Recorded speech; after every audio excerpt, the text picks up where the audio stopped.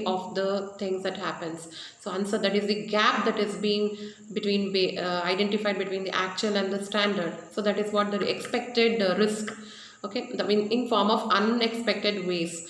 Okay, so the business must be ready with all kinds of possibilities which is caused by due to uncertainty, and that is where the risk management, effective risk management technique, which helps an organization to manage its risk and to seize its opportunities related to the achievement of the business objectives. So the overall enterprise risk management techniques also must be considered. That is a part of effective cost management, especially when it comes to financial management. You know that risk management also plays major role. So risk return analysis, which helps you to understand about, we are not giving only importance to return, even we are analyzing the risk on the other side.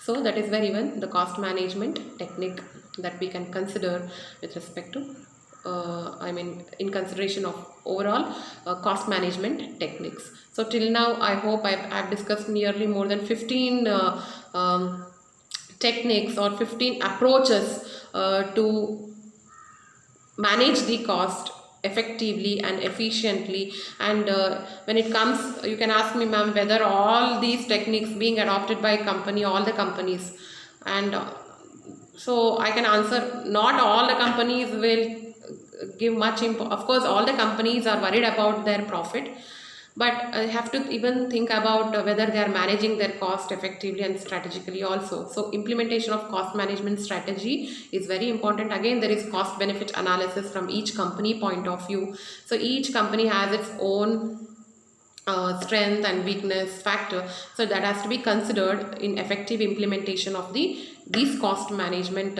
strategies. But all these strategies, all these approaches till now, whatever I gave you, a brief understanding of all these strategies which I gave you, are considered by most of the companies in as a part of cost management, effective cost management, as a part of techniques or approaches.